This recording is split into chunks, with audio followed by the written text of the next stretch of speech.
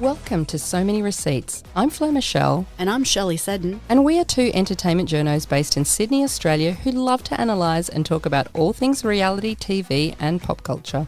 Each week on Receipt Roundup, we bring you our take on what's trending.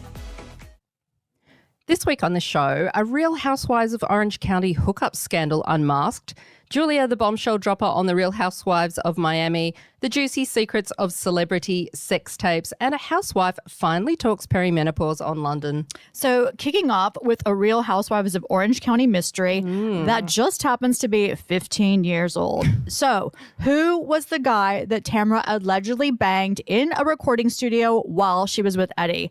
We've got the backstory. So first we had a revival of Naked Wasted that was 16 years old, and now this.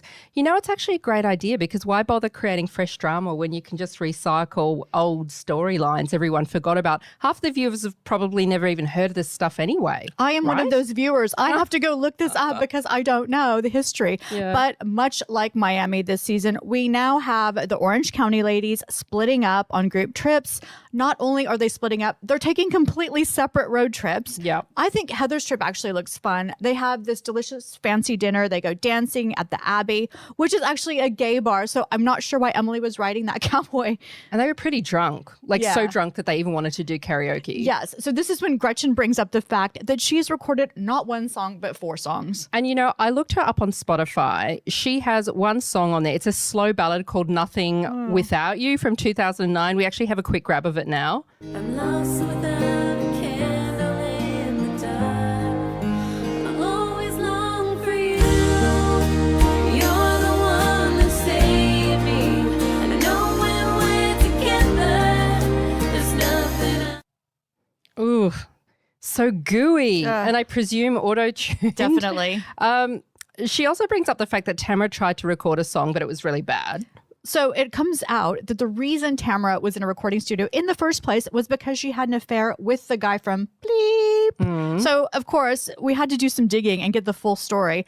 Emily said it was someone that Gen X would know, and it seems like it's someone in a group. So allegedly, it's someone called Jeff Timmons from 98 Degrees. Yeah, and so 98 Degrees was a US boy band, and it was most famous for being the band fronted by lead singer Nick Lachey. So he was the ex-husband of Jessica Simpson. So I was never a 98 Degrees fan, so this does nothing for me. I have no reaction. Give me Bret Michaels or John Bon Jovi or Rick Springfield. Rick Springfield. Some people don't even know who that is out there. Australian. I don't remember any 98 Degrees song of theirs, but I looked up old pictures of Jeff. He's actually pretty cute back then.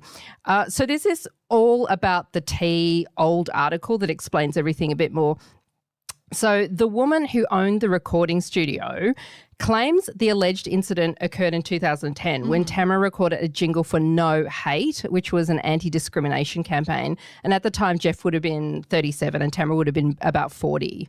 So apparently 43, actually. Yeah. So, well, this guy Jeff was apparently brought in to assist with Tamra's song, and they were unaware her mic was still live. And a source says there was a lot Mic of drop. heavy flirting. Yeah. She was on her knees, then gyrating on his lap. So it's not really clear whether something happened or not. Yeah, but then the studio owner says her husband, a longtime workmate of Jeff's, also confirmed the hookup. Jeff allegedly brushed it off as taking one for the team. Ouch. To ensure Tamra completed the project. I mean, yikes. And mercy shag. Yes, for Maybe, sure. sort of, if it happened. So at the time, Tamra was already in a relationship with Eddie while Jeff married his first wife just a month later. Tamra denied it ever happened, but this studio woman claims at the same time Tamra actively sought to ruin the couple's reputation because she didn't want Bravo turning into a storyline, which I can totally see Tamra for doing, sure. right? And anyway, we have another grab. This one's of Tamra's un-auto-tuned singing on that song. Take a listen. Celebrate no hate.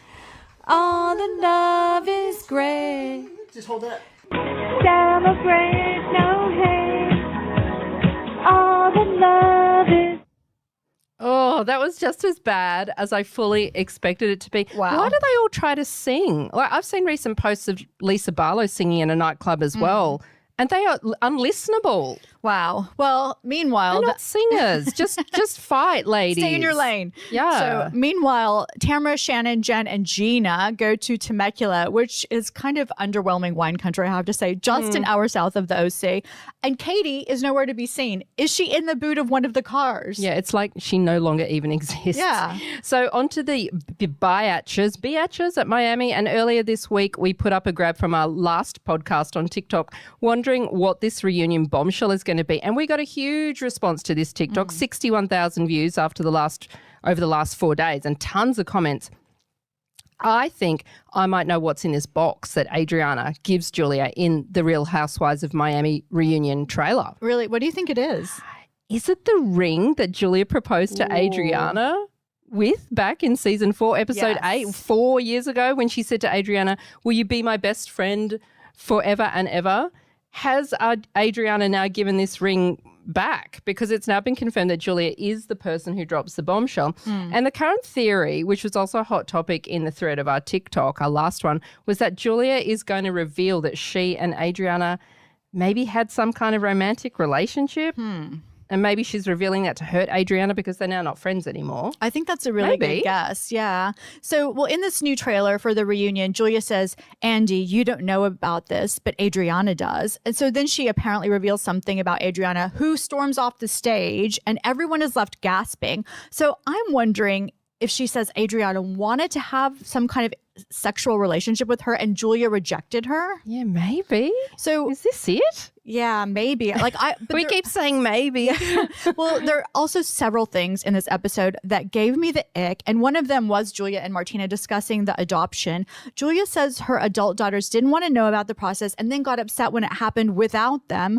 But when Julia tries to discuss it with Martina, she was just so cold and dismissive. I thought the whole situation felt really awkward. It was. And there is also speculation that Julia is one of the people who's not coming back next season, and it was her choice. If that's the case, I think perhaps Martina might have given her an ultimatum to leave the show and stop airing their private lives, because I can't imagine if Julia leaves, it would be her idea to leave. No, I always thought Julia was so desperate to be on the show. Yeah, and me so too. Now the fans have turned against her. Plus, Andy wasn't impressed with Martina saying that surrogacy was just wrong because he has 2 children via a surrogate. And Julia even said on Watch What Happens Live, she didn't agree with Martina's views on surrogacy. I think that Julia is not in Andy's good books. And later down the track, you know, she got fired or maybe might get fired. I don't know. But I don't think she's going to announce on the couch that she's leaving. I don't think that's part of the bombshell. And if she does leave the show, I don't think it's going to be her choice. Right. It's a fair point. Meanwhile, at Adriana's Art Basel party. So there is major drama because Larsa is investigating who sabotaged Adriana's birthday cake. So only to find out it was Kiki, and who Kiki thought she was being sweet with this math riddle age joke. Which we had to consult a calculator for. Exactly. Instead, it just sparks this huge fight. So Adriana dredges up past drama about using the word ratchet, which is what she called Kiki at a dinner party a couple episodes back. Then she bizarrely claims Kiki called her a racist. I didn't understand the logic. I couldn't follow it. And so she even drags her black friend into the mix to defend her. Yeah. But Kiki never said she was a racist. No. So Kiki is just fed up with the whole thing, ends up storming out, and she just hops into this random van rather than staying at the party. And honestly, I think Adriana is her worst enemy. Yeah, so I never thought I'd have to consult a dictionary Yes. while watching Miami, but there I was looking up the word ratchet. So it turns out it's slang for something or someone trashy, low class, and it likely derives from the word wretched. And Adriana then tries to explain that that's the word she meant all along, and she even spells out wretched, but she actually gets it wrong. She actually leaves out an E. She forgot about the E at the end. Well, I know ratchet as being another word for like ghetto. It's very derogatory, especially to a woman of color. So that's why Kiki and Gertie freaked out and had such a strong reaction. And I also have to say, in this episode, Alexia was so annoying. She's visiting Larsa's new home. I wonder if Larsa bought it with her OnlyFans foot pig fortune. And so the conversation turns to Alexia's relationship with Todd because the divorce deadline's coming up.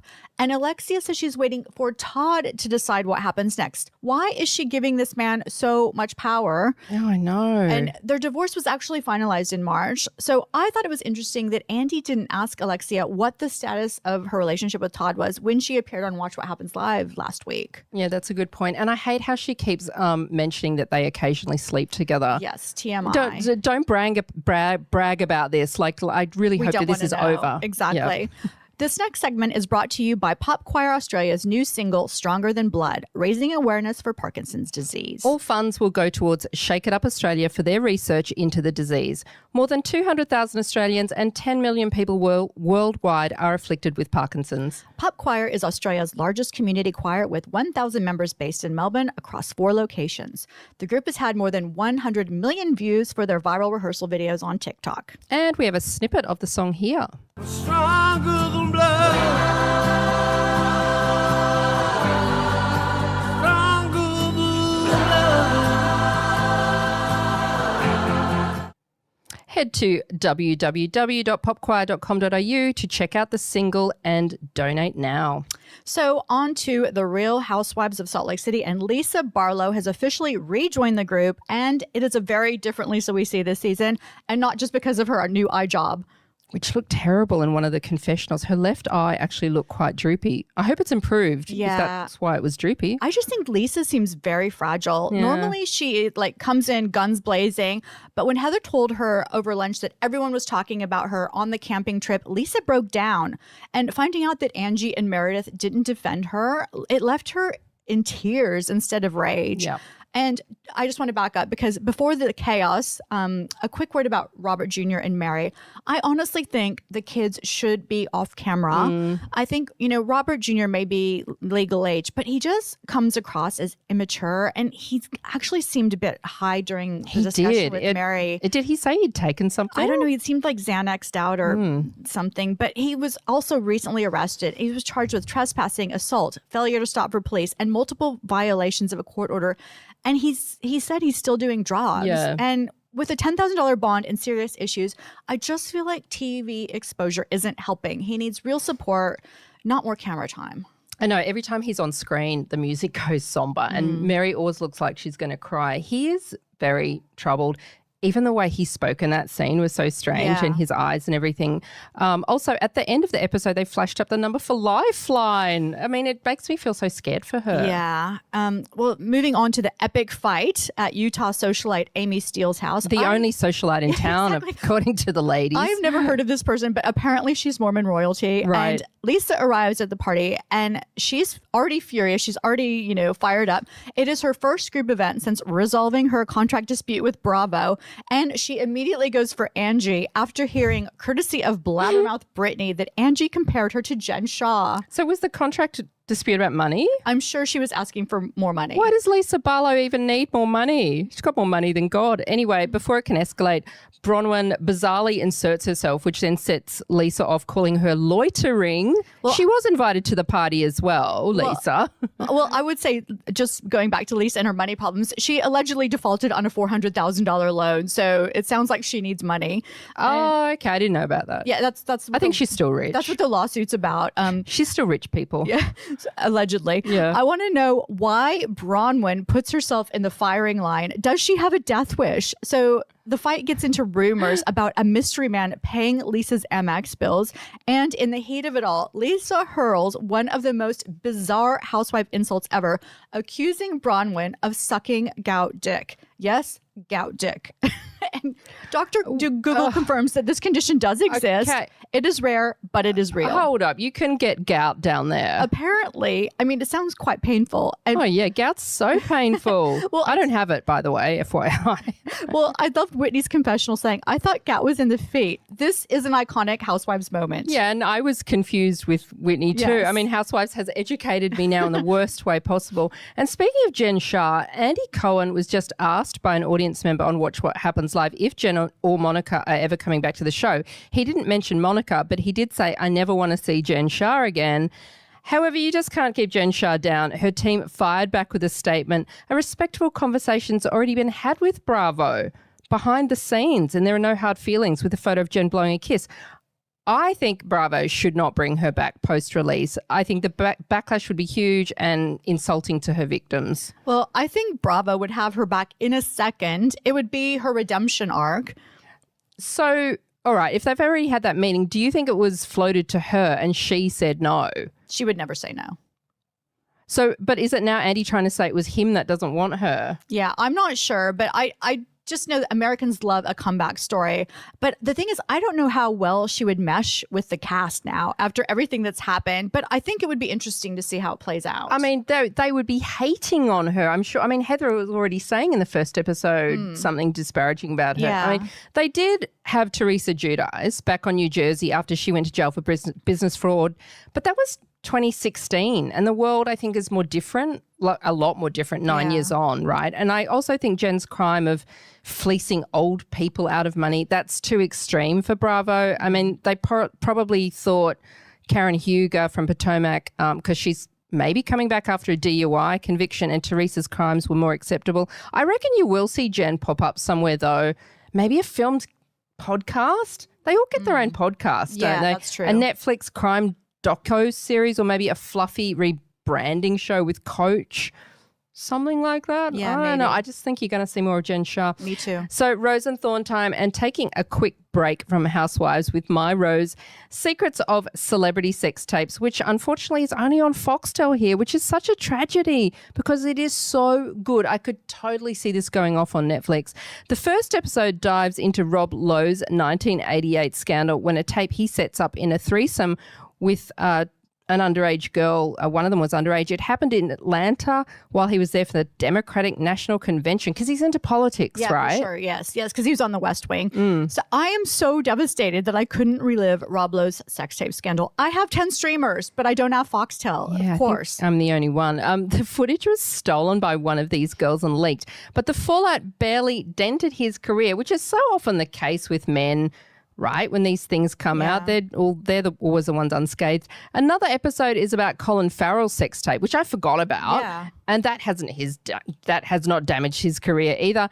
And then Pamela Anderson and Tommy Lee's story is in episode 2. However, that's a bit different in their case. So a lot of us watched the Pam and Tommy miniseries a few years ago that revealed the story behind their private honeymoon video that was stolen from a safe in their house by a creepy tradie working at their home.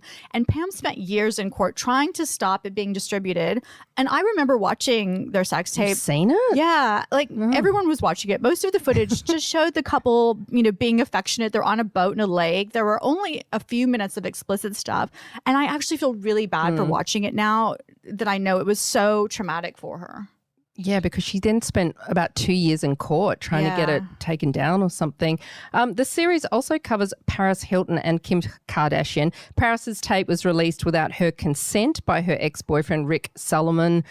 But Kim's 2007 tape with Ray J, which was called Kim Kardashian Superstar, was more calculated. So Kim sued Vivid for invasion of privacy before it was even released. But she then later settled, reportedly receiving millions, which then allowed the film's release. So basically, I think that means it was all just a deal that they set up to make her look like the innocent party. And you see this sex tape broker, Kevin Blatt, revealing that Ray J shopped it around. And then he says that's when Kris Jenner stepped in like, oh, well, if you're going to do this, you got better do it properly. And that's what ultimately helped secure the distribution. Like, I totally believe Kris Jenner stepped in. Yeah. Plus, it was just all perfect timing as it coincided with the launch of Keeping Up with the Kardashians.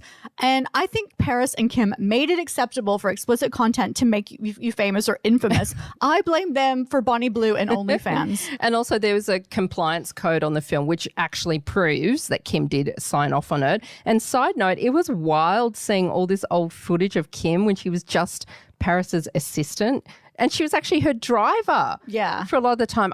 You never see Kim Kardashian driving. Yeah, but she drove Paris around. It was pretty funny, actually.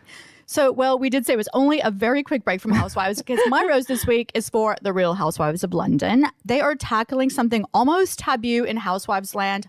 Perimenopause. I am so relieved that for once someone on one of these housewives shows is actually talking about perimenopause. Hats off to Panthea Parker from the Real Housewives of London for daring to speak up on this and seeing a doctor. This is something that has always had me stumped because it is never really mentioned on any of these housewives shows. Yeah, so we see Panthea visiting a doctor with her mother who doesn't believe in perimenopause. And Panthea tells the doctor she isn't sleeping, she's cranky, she has anxiety, she stopped getting her period, she isn't feeling like herself. She's 50. I can tell you, I'm not a doctor, but of course she's in perimenopause. Why didn't this doctor immediately order blood tests to investigate? If this guy is an expert in perimenopause, women are in big trouble. Because perimenopause is such a confusing time, and it would be great if this was an ongoing storyline in London. I'm sure viewers would relate, and good on Panthea for wanting to speak up about it. Yeah. So the age group of, any Housewives cast members is, 40s, 50s, 60s. Yeah. So many of them would be perimenopausal or actually menopausal. So many. And you know what? I have seen articles with Dorit, Tamra, Lisa Rinna. They have all told journos about their hot flushes, not sleeping, all the symptoms. So if they can talk about it off camera, why can't they talk about it on screen? I mean, I've had the worst hot flushes. I'm sure they all do sometimes, especially sometimes when they're shooting scenes. Yeah, like there have been so many people talking, writing books about perimenopause and normalizing it. You've got Naomi Watts, Alison Bray, Elle Macpherson, Shelley Horton. So I think they feel it will age them if they talk about it, if they mention it, but that's just life. Yeah. I think viewers would actually appreciate knowing if they're struggling with it. I can see someone like Emily from the OC, she's 49, or Heather from Salt Lake, who's 50, dropping, I woke up drenched in sweat. I can see them talking about it. Well, Emily did talk about testosterone cream. Yeah. I do think she needs to step away from the testosterone cream. Oh, yes. Because she's looking very bodybuildery in her confessionals. I'm just saying.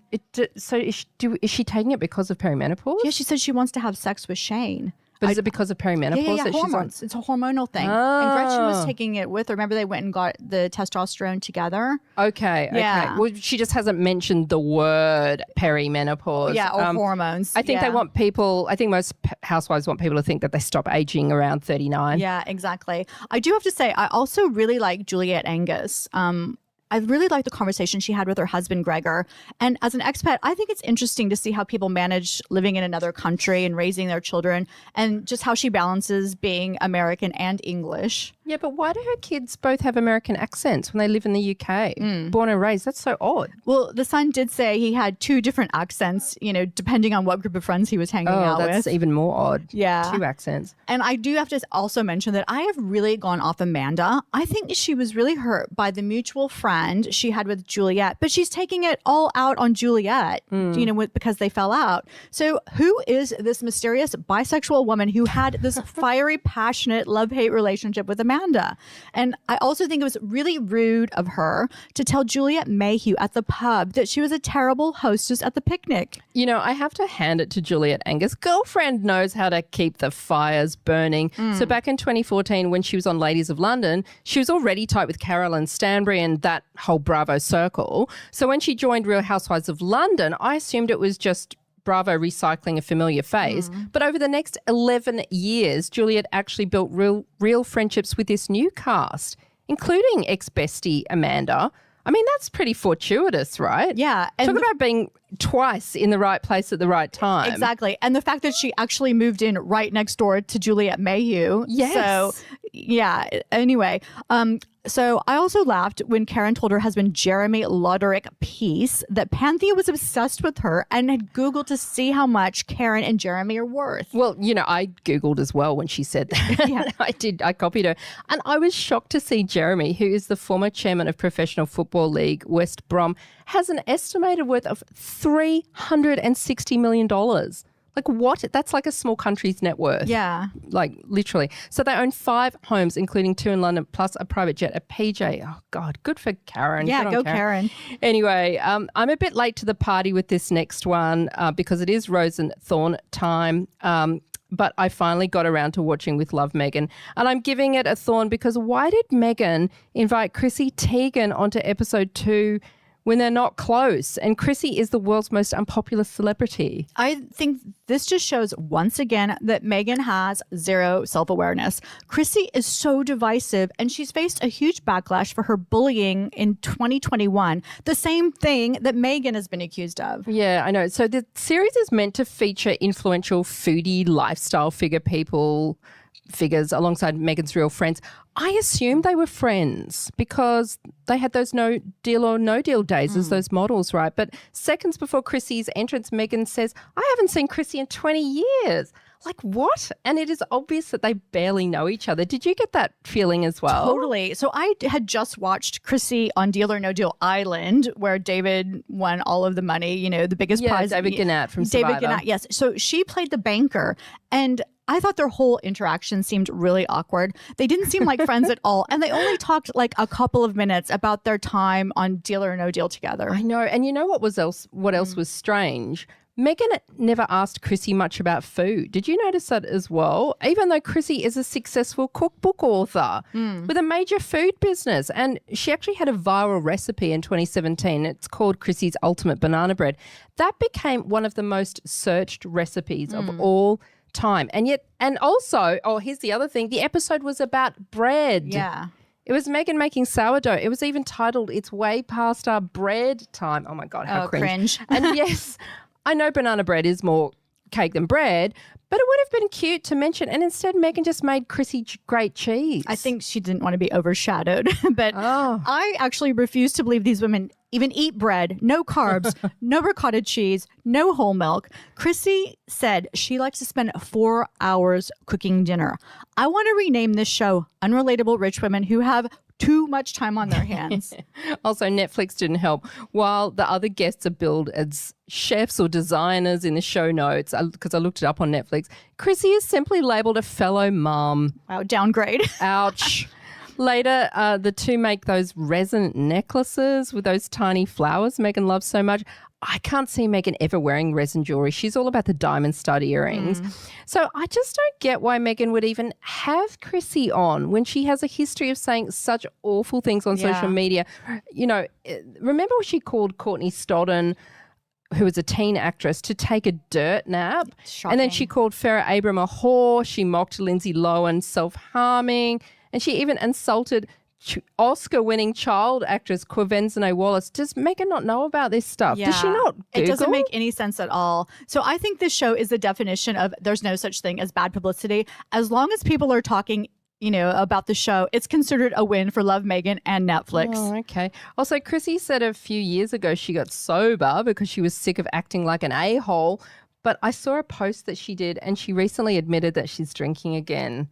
I mean, Chrissy Teigen on the drink is not a good thing. Someone should throw her phone away at least so she can't have access to her Instagram. I think it's a slippery slope, but I have issues with the entire concept of this show. Megan is filming in this house down the road from her Montecito mansion, and she says, we have this beautiful garden that we planted out here. So I'm like, wait, are we now at her real house? Is this her real house and her real garden?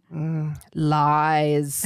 Surely not. I think she's lying. I think she's still the stunt house. Well, I do have one nice thing to say about this whole thing. I did love her rescue dog, Guy, because he reminded me of my golden oldie that I rescued. He was a little Jack Russell Terrier.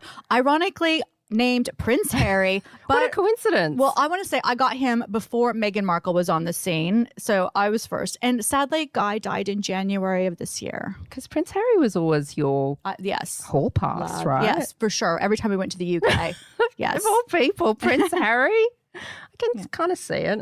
Anyway, for what it's worth, I have baked plenty of banana bread in my day, and I was skeptical about Chrissy's secret ingredient, which is dried vanilla pudding mix. Right. So you add that to the batter. But I tried it, and I hate to admit it, it's actually pretty delicious. Interesting. Thanks, Chrissy.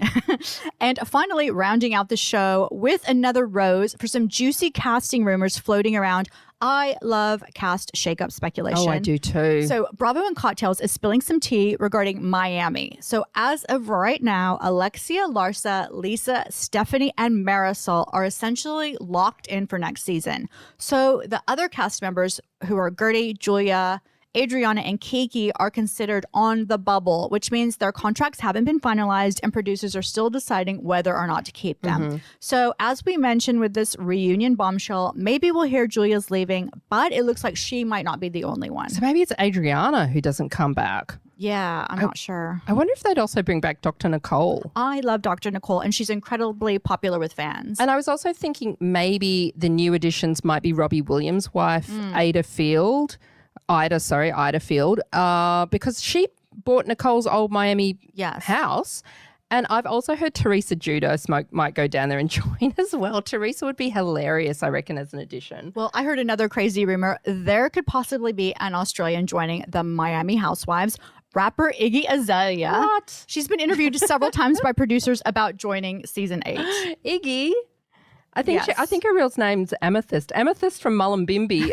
I think she's too rapper for them. I've heard know. interviews. She talks like a rapper normally. I know. I Did thought that fly with the ladies? I did think it was odd. So nothing's confirmed. She has been on their radar for a while.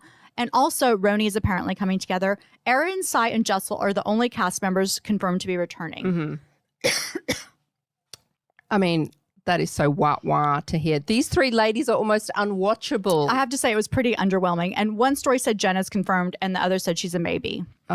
See, I didn't mind Jen as a person, but I don't think she added anything to the show, so I could actually live without her personally. Well, the other rumors that I found interesting were there's this woman called Nicole Daisy Toy, who's Martha Stewart's makeup artist, and the fabulous Julia Fox, who I love, plus some other people I don't know, but those were the interesting ones. Crazy Julia Fox. Yes. Kanye's ex. Stop it. She would be funny.